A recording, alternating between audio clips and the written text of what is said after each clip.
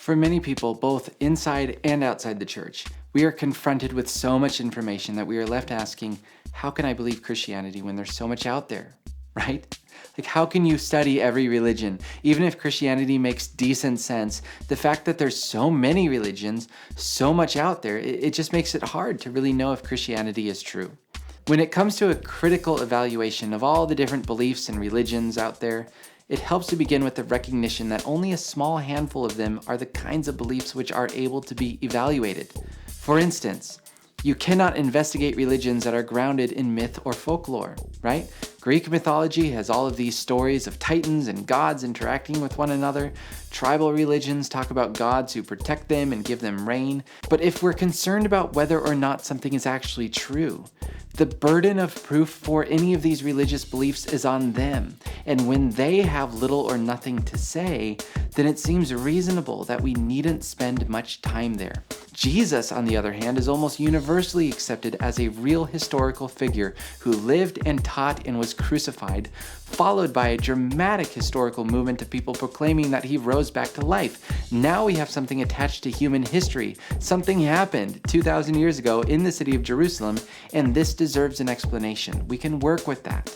Likewise, you cannot evaluate religions that are all based on preference rather than fact. A lot of New Age and Eastern religion beliefs are like this. For them, spirituality is a matter of personal belief, not something that can be objectively looked at. If spiritual yoga works, do that. If not, try transcendental meditation. Like, the idea is that you find something that works for you, not something that is objectively true. Just listen to people when they talk about taking on an Eastern religion.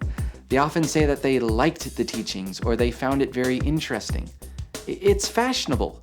Curiously enough, people in the East often think of Western religions in the same kind of way. This is no way to determine what's actually true. So, after eliminating all of these beliefs, you aren't left with much that can be rationally discussed. Apart from Christianity, you'll still need to think through Islam, atheism, Judaism, a few others. But this is much more manageable. And so you get into the deep work, listen to the different perspectives, hear their arguments, and then weigh those arguments against each other. Focus on the foundational core of these beliefs and ask yourself if it's coherent and justified. And I would add this. Yes, it can be difficult to believe Christianity when there's so much out there. But in other ways, it's not hard at all. Because at the end of the day, God is the one who does the work bringing us into faith. Although God has given us a mind to think about these things, it can only go so far as to open the door. And so my last piece of advice is this.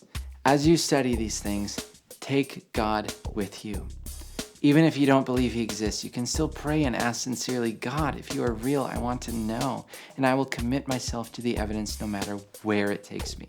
I would urge you to make this prayer a habit of yours, and that you would start even before you click on to the next thing. So there you go.